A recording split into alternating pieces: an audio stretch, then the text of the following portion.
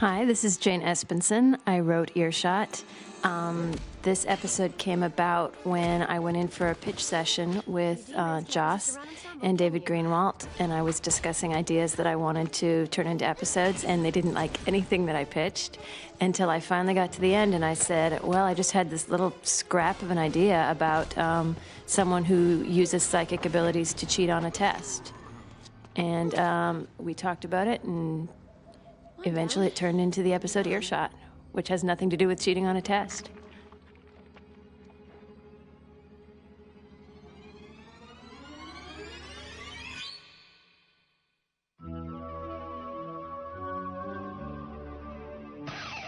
Interesting thing about this episode, in the first draft, when Buffy starts hearing thoughts, all the thoughts that she heard were in her own voice. And this was a way that we knew we could get around when she hears someone say, "This time tomorrow you'll all be dead." How come she doesn't identify the voice? So we thought maybe if you had this ability to hear what people are thinking, you don't hear their voices, they're not broadcasting to you. What you do is you hear their thoughts in your own voice in your head, which made a lot of sense, but I think ultimately wouldn't have been as satisfying. I think part of the fun of this episode is getting to hear, for example, Cordelia's inner voice and her outer voice next to each other as the same voice. Sunnydale High. We used a high school in Torrance for the exteriors of the high school. Scabby Demon got away? Scabby Demon number 2 got away. Scabby Demon number 1, big check in the sleigh column. Buffy's talking about fighting the mouthless No mouth means no teeth. mouthless demons. Unless they have them somewhere else. Morning, Garth. We've been researching the... And they're speculating about what's going to happen during the ascension. They don't know yet that the mayor's going to turn into an enormous snake. Based on the supposed date, graduation day, and the mayor... In fact, I think when I wrote this, I don't think we knew that the mayor was going to turn into a mouthless snake. And so some of this was sort of a little bit of an inside joke about how little we knew about what exactly was going to be happening specifically at the end of the season. We had general ideas, but not very specific yet. That was kind of an anticlimax. We don't know anything? The whole Faith Angel thing was for nothing? No. If nothing else, Angel Charade has... Oh, Buffy's scratching her hand. And this information about the Ascension will prove useful. Eventually, I just need... Wesley. Wesley's a wonderful character. I've written a couple episodes of Angel after this, and really enjoy writing for Wesley. Filling Buffy in on my progress regarding... It's kind of fun to see how he's evolved. Oh, and what took up the rest of the minute? There's my name. Yay. Touche. Of course, my work is unofficial. I like this because the scene, Giles gets to be a little snarky in this scene. Look at that, a little prissy and superior, which is always fun. Play a few different aspects of Giles's personality. With certainty, that the demon Azarath will not in any way be... Giles has one of those moments coming up here. I'm sure we'll find out more soon.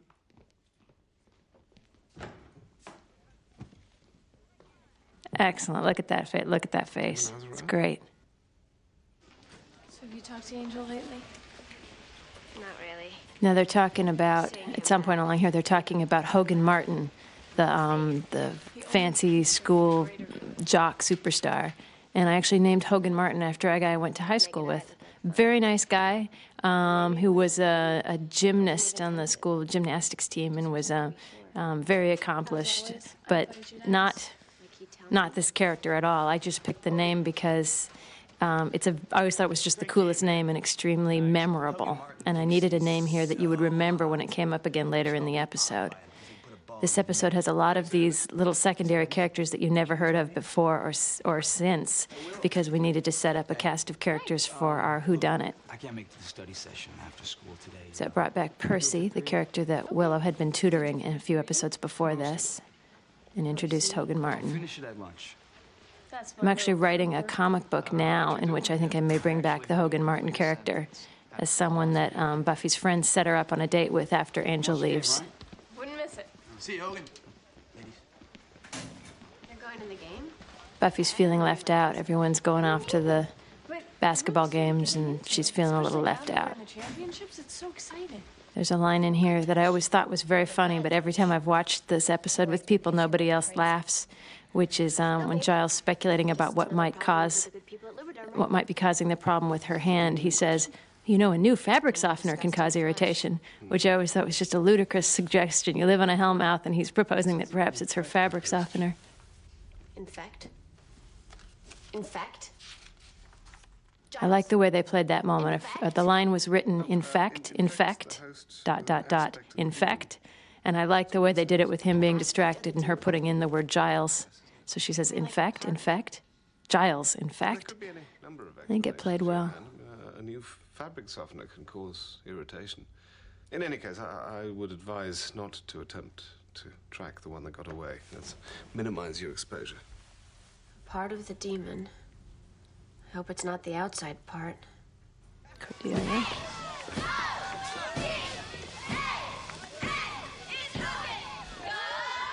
It's so funny to look at them back in high school. It seems like a long time ago. Is it me or is this really lame? You can see Buffy was checking for horns. And this is originally something where I had Willow say, in a few moments, "You're checking for horns, aren't you?" And Joss suggested that instead of that, have Buffy confess what she's doing. I was checking for horns. I think that works better. It's a funnier line coming from Buffy. Have you guys noticed that? No, I always go straight to the obits. What are you doing, Buffy? Nothing. Checking for horns. Oh, you know, Buffy, I don't even think I Giles like the way is this right works. about Willow being trying to be like that. supportive, I mean, and then he she gets totally distracted by the works. cheerleaders. You know, dealing with faith in this ascension thing, between you and me, he's not doing his best work. I frequently go on set when we're shooting one of my episodes. Not for every episode, but for some of them. And I was around for a lot of this episode. Not as much as for Band Candy and Superstar. For those, I was there for every shot. But I was around for this one. Occasionally, an actor will come over to you and point out a line that they're uncomfortable saying or something that doesn't make sense in the script, or someone else on the set will notice something that doesn't make sense, and you'll have to do a little rewriting on the set. I don't remember doing any of that for Earshot. I think the script was pretty well locked. We spent a lot of time on this. It went through a number of drafts, and Joss did some writing on it. So I think it was pretty solid. All of a sudden, I could be something that's not me anymore. There was the line, there was just a line that was uttered by Xander about Pierce Brosnan, where he said Wesley's got his Pierce Brosnan-y eyes all over her. And I think there was some hesitation about whether or not we would allow that line or not, because I think people were a little afraid that maybe Pierce Brosnan wouldn't like it. But somehow I don't know that Pierce Brosnan watches Buffy, so I think we were okay. There was in that previous scene, there was an exchange between Xander and Oz that Joss actually did some rewriting on that I think turned out really well. So I should have known you were there. What are you doing here? Buffy's wishing she knew what Angel thought. This is the arc of the episode, has to do with, it's a careful what you wish for episode. Which is a structure that I like a lot. Band Candy was the same structure, which I wrote in the previous season, or earlier in the same season. It was also season 3. It has to do with Buffy wishes she had something, then she gets it and learns that it's not what she hoped it would be. So in Band Candy, it had to do with she's getting a lot of parental supervision from Giles and Joyce. I wish I didn't have these adults in my life running everything. Then they're not adults anymore, and she realizes she needs them, and she needs them as grown-ups. And in this episode, it's feeling sort of isolated from other people, and gee, I wish I knew what Angel was thinking. And then she gets this ability, and she has a line about it's as if all these doors open up and I can walk into any of these rooms and see what's there. And then she realizes that that's not what it's like at all. And much later in the episode, after she realizes that it's not a gift at all, she says, it's like people can walk into my head. So her metaphor about the doors has sort of reversed itself, that now suddenly the door's in her head and people are walking into her. So yeah, careful what you wish for. Even if you're covered with slime. It was nice when David Boreanaz was around. It's fun writing for Angel, but it was really nice having David and Sarah in scenes together. They were always fun to write. Did you believe it? Right at the buzzer. 3 points for the win. It was intense. Yeah, for a minute there, I thought you were gonna make an expression. Well, I felt one coming on, I won't lie. Oz was always hard to write for, really one of the hardest ones to write for because he said so little that when he did talk, it felt like a big deal, and you had to make his lines very pithy and significant. Quietness. We either lost or we won, and you don't want me to feel bad. They're talking about the basketball game that Buffy didn't get to go to. Yeah, tall hoops, but then tall guys. What's the point? Pretty dark. There's a line here that I really like where Cordelia says, "I still have knee marks on my back from the pyramid." From the pyramid? Yeah, well, I still... They're talking about Buffy's patrolling, and she mentions that she saw a dog, and I like the line that I gave Oz, where Oz is very interested, and he says, "Was it a were-dog?" Were-dog? I just thought that would be, what an interesting concept, that there might be a dog that would turn into something, and that Oz would be interested in that as a werewolf. Really bugs you, huh? What? Cordelia and Wesley smooching. Man, you read my mind. Buffy just overheard Xander's thought, and she realizes she's got this new ability. Okay, we're heading into the second act here. Buffy is overhearing people's thoughts. Oh, dear. You watch where you're going now. I'm sorry, Mr. Beach, I will. Student. Our theory was that what we could do is that sometimes we would actually hear what people are thinking, and sometimes we would just see Buffy's reaction to it. So it would be like the way you shoot a phone call, where sometimes you hear, in the same phone call, you may sometimes hear what the person at the other end of the phone with Buffy is saying, and sometimes you stay on Buffy, and we just see her react to it. It's not entirely clear that it worked perfectly, because I think there are a few times where we see her react to thoughts that we didn't hear. And I've never been completely clear that it's obvious what's going on. I love this moment where she's enthusiastic about, "This is great. I can overhear what teachers are thinking. He could hear everyone in the hall." I love it. Happy Buffy is something that's a joy to behold. We give her so much angst. I love it when we can give her moments like this. She's overheard Giles thinking an unflattering thought about her shoes, which I wrote because they had, in a couple episodes before this, I'd noticed that they'd put these really crazy, like pink platform shoes on Buffy. And I just thought they were such great shoes that I thought, might as well have Giles comment on those. In the first draft, I'd actually had him thinking a different thought. I'd had him thinking some very English thought about how she looked bright as a new penny, and I had Buffy make fun of the sort of the stuffiness of that expression. And Joss said that he thought I could do better, and I came up with the line about the cats and the shoes. Buffy. This is a scene that Joss rewrote. The scene about Othello. I recently looked back at my first draft. In my first draft, it was a history class, and they were talking about Henry VIII and Anne Boleyn, and it didn't have any themic resonance with the rest of the show. And Joss said, how about if what they're discussing in this class actually relates to Buffy's situation and how she feels about Angel. And so I changed it so it was an English class, and they were discussing Catcher in the Rye.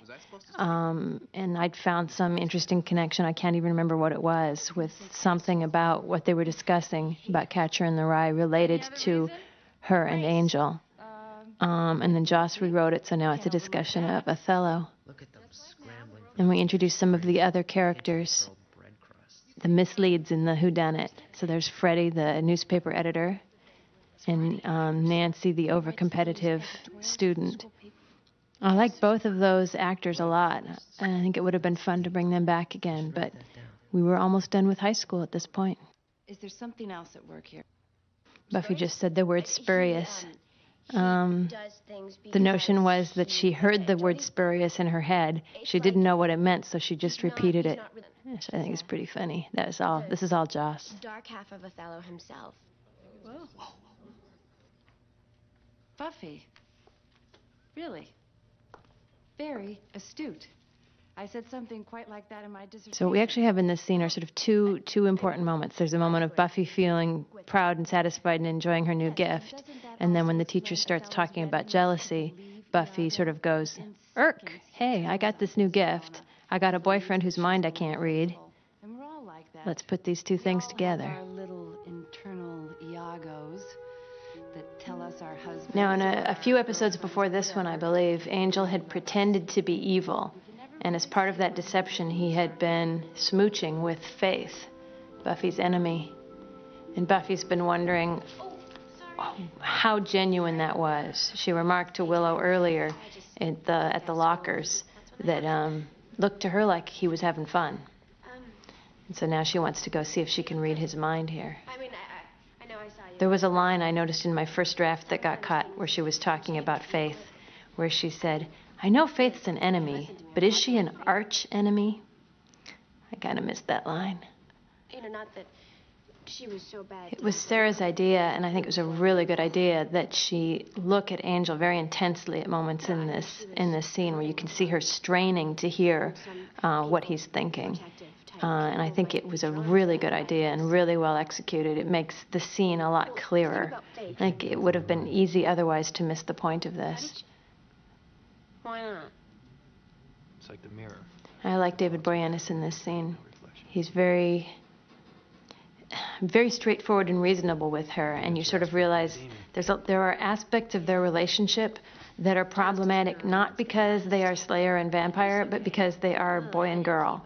And they're just having the same sort of, why aren't you more communicative? Well, why didn't you ask me what you wanted to hear? They're having that same sort of conversation that any couple might have. What do you want to know about? Faith? How I felt kissing her? And he also reminds us of the special aspects of a relationship with a vampire here when he talks about how, he's lived 240 years. He's dated a lot of girls. Like the thing about Faith. Something kind of unique to them. I'd understand. To Buffy and Angel. You know, she has that whole bad girl thing working for her. I like the way she says, "Oh, this honesty stuff is fun." I've done that before. I've been with dozens of girls like her. More.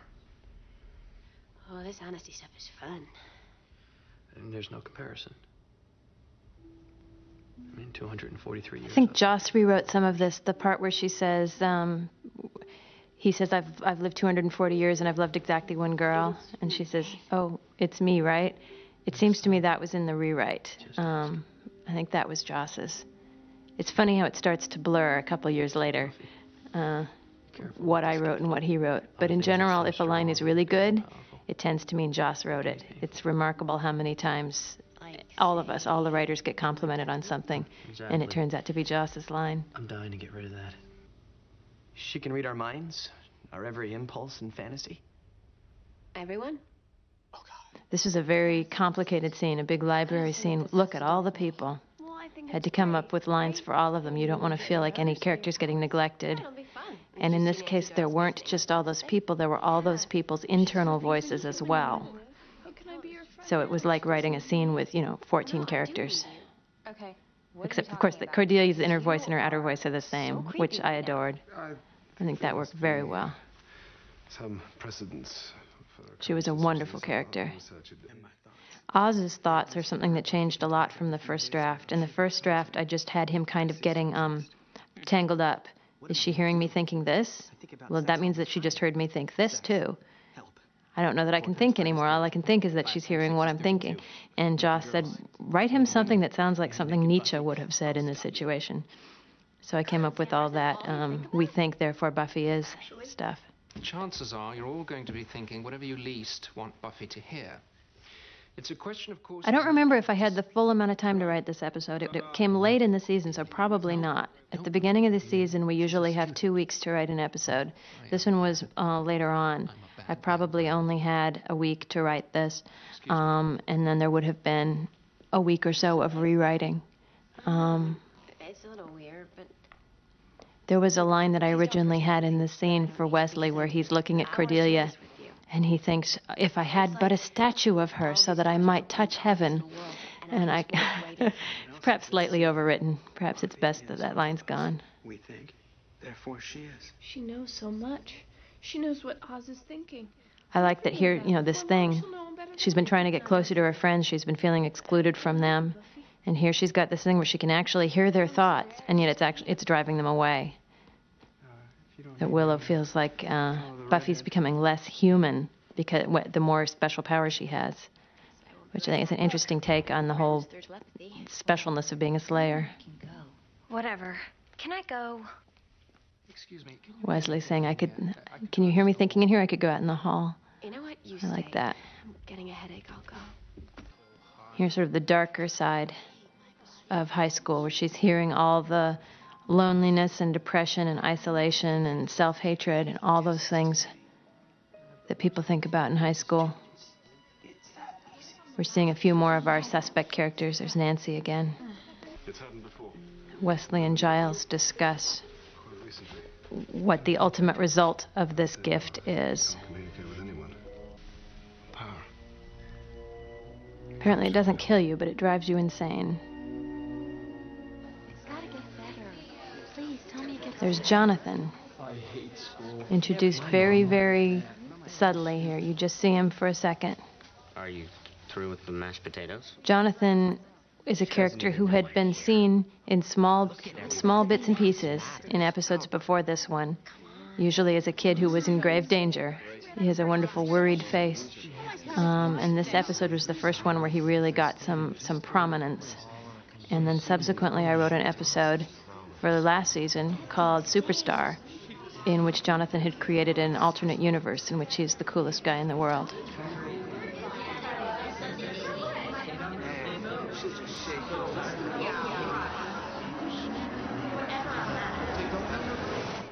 Buffy hears the threat, and they treated the voice so you can't really hear if it's a male or a female voice. We come back, we're starting the third act, and we sort of see Buffy in detective mode here, trying to figure out who could have had that thought that she overheard.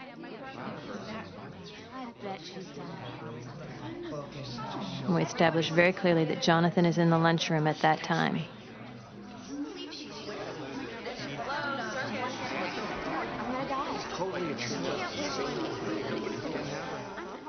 This was done with a camera, both.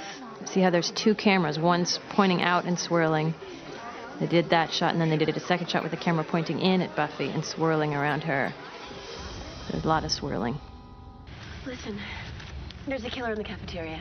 See, I've been saying for years that the lunch lady's gonna do us all. There's some lines in this scene, Cordelia's lines, I find hard to understand. The lines that Buffy overhears, if you hear everyone expressing concern about Buffy, and then if you listen carefully, you can hear that Cordelia is just thinking, I'm cold. I don't know. I mean, and then later on, everyone starts thinking even more concern about Buffy, and Cordelia thinks, I'm not getting any warmer. No, I have to find them. One of the things I love about our show is that Buffy isn't just the muscle. Being the Slayer also makes you the general. She has to be the one to figure out how they're going to approach all their crises. So this is a great scene of her, even as she is sick and being led away, she's still directing everyone, go do this, make a list, find out who's in that cafeteria, and don't just have it be the students, everyone. I need you guys to go back to the cafeteria. Make a list of everyone who's there. I think a lot of people have the misconception that this sort of show is about an airhead who happens to have strength, and it's not. Buffy is very smart. Mr. Beach, he thought something about getting rid of all the students. As Giles leads Buffy away to the car, she overhears him thinking, if this doesn't stop, she'll die. And I'm not really certain I like the line reading that we picked for that. I think it sounds a little overdramatic. I wish it sounded a little more matter-of-fact, the way he thinks that. I'm sure that was our problem in selecting which of the line readings he gave us, not Tony's problem. It'll be fine, I promise. If it doesn't go away, she'll go insane. In this episode, Buffy overhears her mother talking or thinking, about the episode Band Candy, which I also wrote. In the episode Band Candy, Giles and Joyce were seen kissing on top of a police car. And Buffy makes a comment during Band Candy, "Thank goodness I got to you before anything happened." And Joyce and Giles sort of look at each other and go, "Yeah, right." To my surprise, a lot of people were confused about exactly how far Giles and Joyce had gone. And so I really enjoyed this as an opportunity to make very clear, which happens in this scene, that they actually had sex on top of that police car. I just sort of wanted America to know that, I guess. I've got laundry. Why are you... This is one of those examples I was talking about where we don't hear the thought. We just see Buffy's reaction to it. You had sex with Giles? It was the candy. We were teenagers. On the hood of a police Which car? for this particular joke absolutely had to be structured that way. You feel better. Twice? Okay, I've taken And I like Willow in charge. This is Willow has to organize the effort in Buffy's absence. And I like that she does it in a very teacherly way, where she's got worksheets and Please, like Seamus, something to be she instructs them all to write neatly and label their work. Sorry, but this is important. Okay, talk to everyone on your list and use the sample questions. So they're going to go out and they're going to use these FBI sort of serial killer profiles to see if they can figure out psychologically who's most likely to be planning this mass murder. We all have Here's a scene in which Willow interrogates Jonathon. This scene is an explicit reference to a scene in a previous episode. There was an episode about the swim team turning into sort of creatures from the Black Lagoon kind of monsters. And in that episode, Willow interrogated Jonathon. So this is a callback to that scene in which Jonathon just doesn't have a clue what Willow's getting at. You want me to pay attention? The rest of the group is also off interrogating people. Can you ask it again? In my first draft, Oz was asking Hogan about whether or not he ever tortured animals when he was a kid, because that's an indicator for murderers. And I had him say something about, well, maybe I pulled wings off flies, but I didn't, play hamster baseball or anything. And I really like that Joss had me rewrite that, because that's just unpleasant. Oh, it's for the airport. Cordelia has a very direct approach. She just asks someone if they're planning on killing everybody. And Birkenstocks. I love Cordelia's straightforwardness. Anya has a lot of that too. I think a lot of people feel that we just sort of put Anya in there to replace Cordelia, but she has her own special vibe.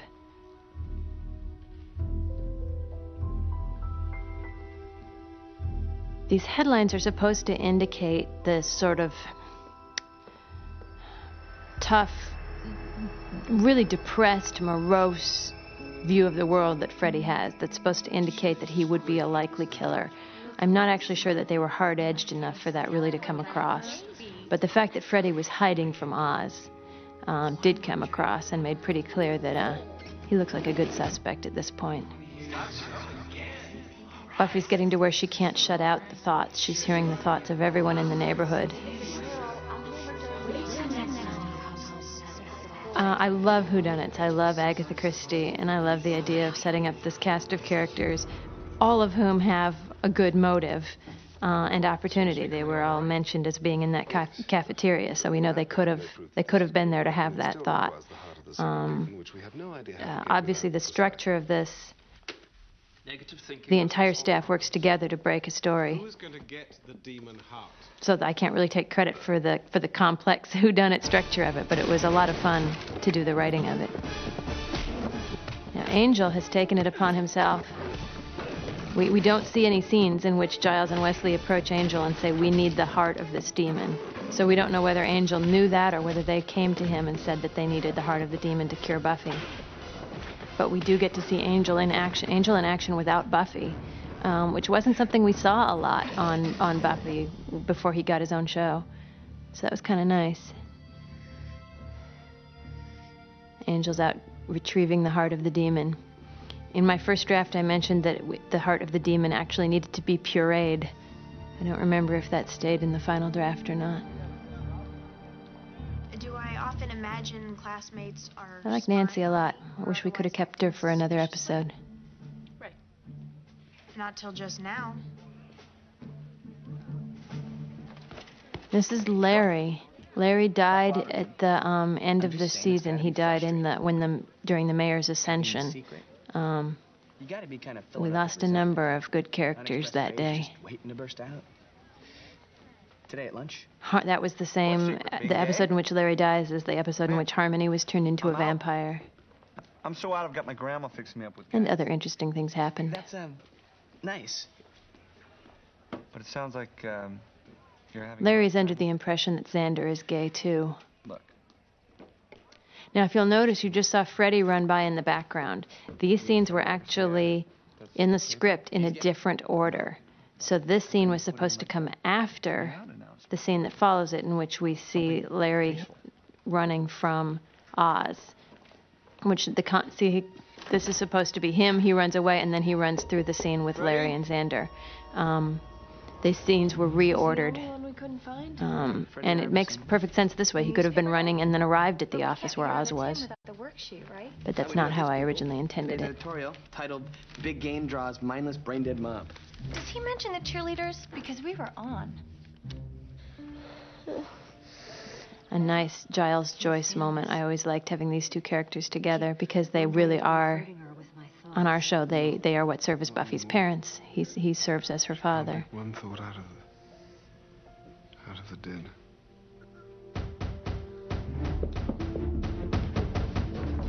The potion is actually glowing. They put some sort of fluorescent thing in it. And there's actual chunks of meat floating in it.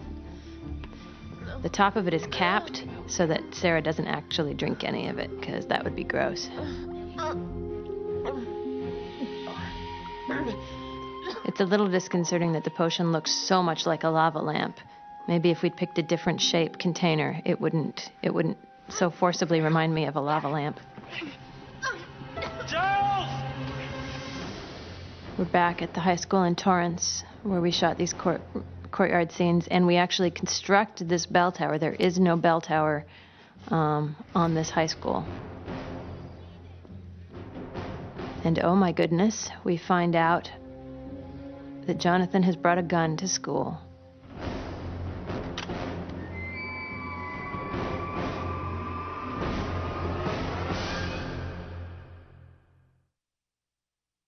We're starting Act 4. Act 4, in this episode in particular, is a real roller coaster. The show has a tremendous acceleration factor. The first act's pretty damn slow, and it picks up and it picks up, and the fourth act really rollicks along. Buffy's been cured. And she says, "Okay, did we catch the murderer?" Okay, Oz, you got me. What are your friends gonna do, hold me down? You better believe it, Buster. You can't. Big confrontation. I like the fact that there is a double mislead in this episode, where we think we found the murderer twice, and we're wrong. Dingoes ate my baby, played their instruments as if they had plump Polish sausages taped to their fingers. Oz is a member of a band, and it turns out that the reason Freddy's been fleeing from him is he thinks that Oz is upset about a bad review that he printed in the school paper about the band. Hey, if you find any tasteful announcement about me from Larry... We just saw that while this is all happening, Jonathon is up in the bell tower with a gun, and that's why the broadcast of this episode was actually delayed many months. It was supposed to air near the end of season 3, and it actually aired right before the premiere of season 4. Because of Columbine happened right a week before this was scheduled to air, so it was pulled from the lineup and delayed for a long time, which was actually a good thing, because I think this episode has many positive messages in it, but it also has a couple jokes in it that just weren't funny right at that time. I think the episode plays better with a little time cushion. Split up. Find him. Now they realize Jonathon's really the threat.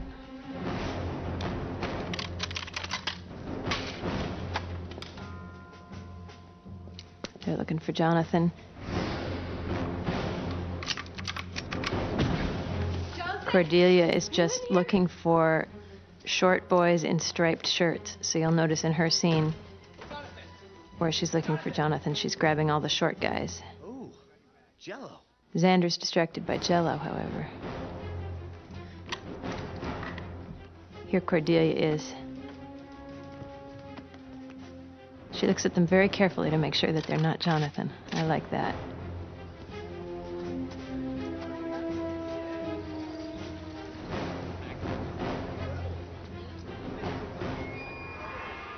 There's our constructed bell tower. Buffy does a very cool stunt here. The stunt woman that we had at this time was a woman named Sophia, who I think did a very nice job here with, that's her running up the banister. And then this incredible flip. I love that. I could have done that.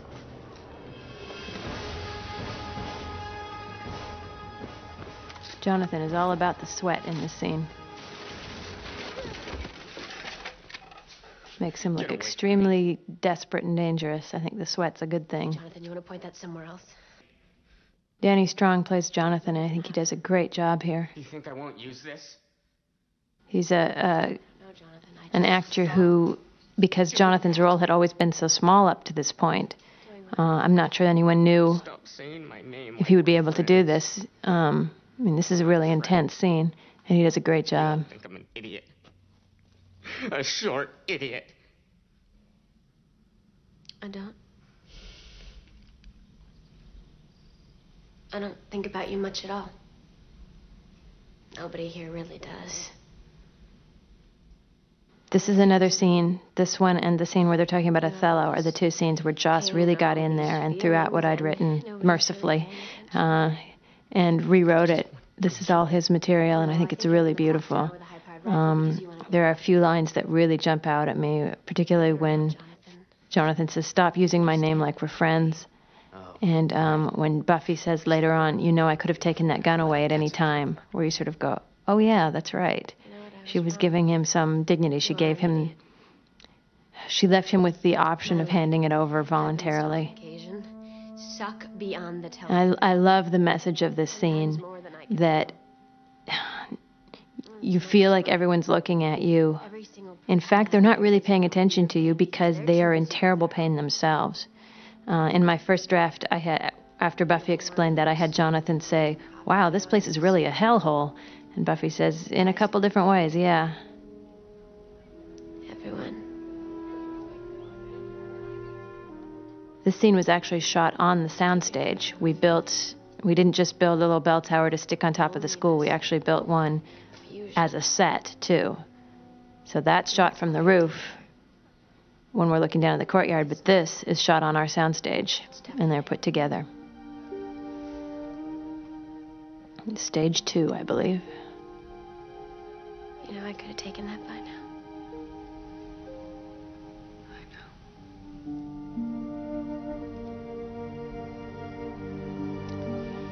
I'd rather do it this way.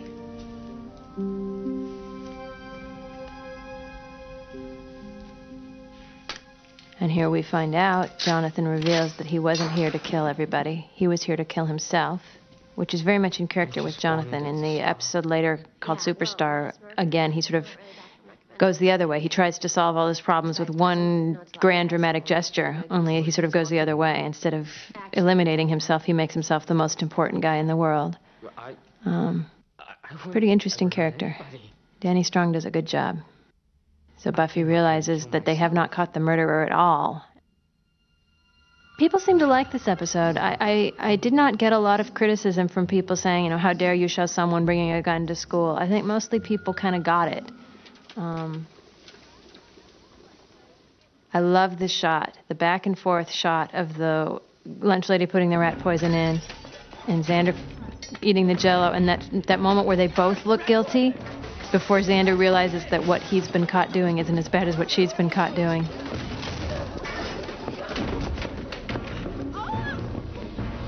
I like how Buffy catches the cleaver. Okay, let's calm down. Firm. And we realized that there was a line very early on after Buffy passed out in the lunchroom where Xander jokingly said, I bet it's the lunch lady. She's been trying to kill us for years with that mulligan stew. Joss was the one who was very insistent that there be a line early on about the lunch lady. Oh, you can see how much the stunt person does not look like the lunch lady. It's a stunt woman. I think a lot of people probably think that it's a stunt man that's been made up, but it's actually a stunt woman. It just isn't a very good body match. I wish that looked a little better. And I'm not sure what's up with this skirt. I didn't really notice it myself, but when I watch this episode with friends, they always go, "What's with that skirt?" I suspect that must mean it's high fashion, and I just don't get it. I'm gonna give him the murderer profiles. They're really a good read. But people's reaction to this episode were pretty positive. I think they understood that the message under it was good. The message was, this is not how you solve problems. The gun is not the right way. Actually, in my first draft, Buffy took that gun, and she ended up defeating the lunch lady with that gun. She took that gun with her to the cafeteria, and Joss pointed out that we shouldn't even have Buffy, in the name of goodness and truth, carrying a gun at school. That's an excellent point. And here Buffy reveals to Giles that she knows that Giles and Joyce had sex. Something that I like how our show does not suddenly drop facts. They remain true for the whole run of the series. If you're not too busy having sex, So it'll always be true they had sex.